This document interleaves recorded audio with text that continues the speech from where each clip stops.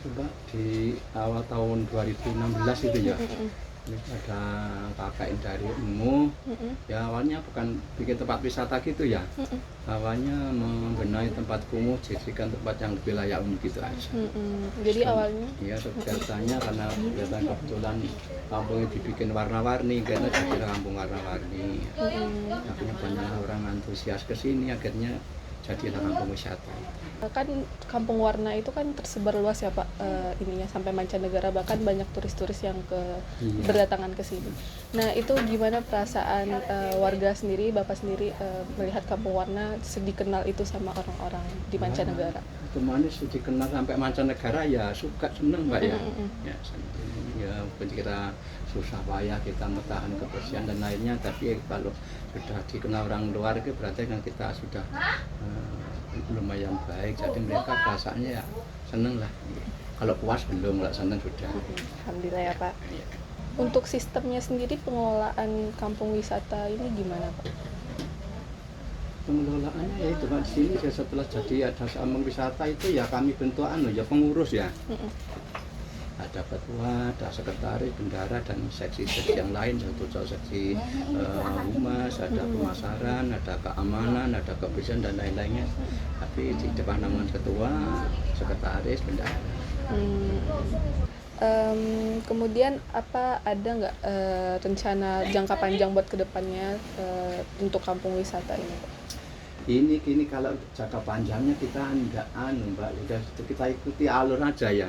Karena pengembangan apa itu suatu contoh, kalau tempat wisata di mana-mana dilengkapi main anak-anak, tempat atau orang tua gimana, di sini lahan seperti itu sudah nggak ada.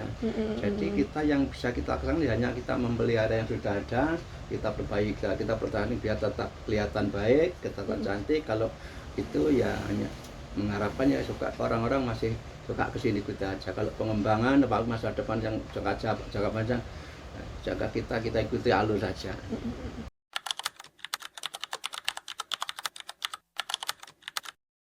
Kalau dulu ibu cuma ibu rumah tangga ya, setelah ada warna-warni ibu bisa bantu suami cari uang, jadi otomatis ekonomi sedikit meningkat ya, karena yang cari uang dua kan gitu ya.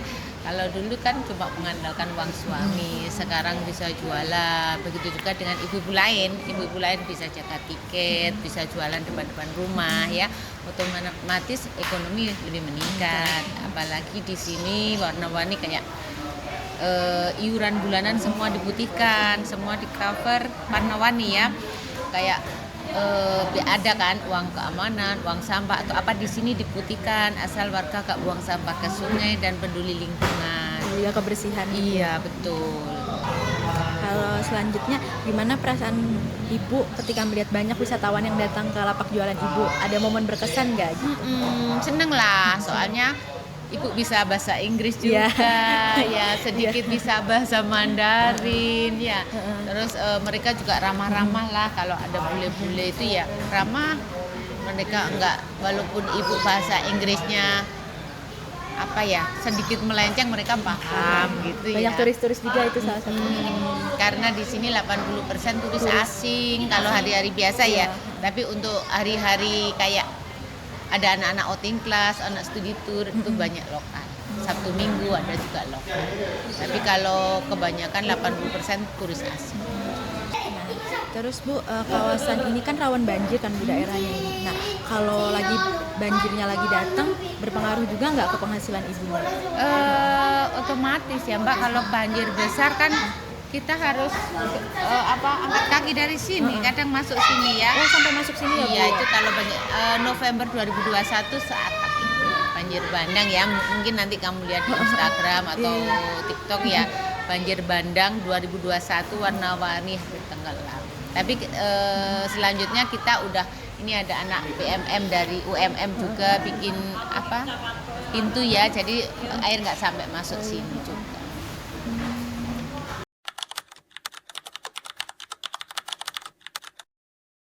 Pro kontra itu ada gitu loh ya. Yang di satu sisi yang pro seneng, banyak orang dagangan laris, UMKM berjalan, nah itu seneng sudah. Yang kedua silaturahmi tersambung, banyak orang Jawa Barat, orang Jawa Tengah, orang Kalimantan, Sumatera, pasti akan tanya-tanya, Uyu, Panu, ya seperti itu. Akhirnya Bu kenalan tuh rumahnya mana, jadi persaudaraan. Yang kontra, Wampung malir ramai, wis gak iso istirahat, nah seperti itulah. Jadi itu semua kita tampung, kita cari solusinya. Nah dulu itu siang malam sini, jadi orang tidur di sini banyak. Nah, akhirnya itulah kita batasi sampai jam 5 sore. Tuh. Ya antisipasi aja. Iya. Kalau kekhawatiran pasti ada. Tapi karena kita sudah terbiasa dengan keadaan seperti itu, jadi kita ya bagaimana sih mengantisipasi itu aja. Salah satunya kita bersyukur juga dibantu oleh pihak pemerintah, salah satunya ini EWS itu. Jadi kalau ketinggian yang akan mencapai dari menyentuh rumah-rumah, dia akan berbunyi untuk memberikan alarmnya. Karena di tahun 21 sama 24 ya pernah banjir bandang yang besar itu sampai Batu tenggelam kita terdampak. Salah satu setinggi bendera merah putih. Ya jadi kita kalau duduk di sini tenggelam. Nah terus orang yang berjualan ini banyak, ada 5 seperti ini. Ini kalau habis jualan dibawa pulang, yang lainnya ditaruhnya di sini. Begitu banjir datang hanyut juga hilang. Nah itu yang kemarin dibicarakan UMKM yang tadinya banyak sekarang tinggal ini aja yang ya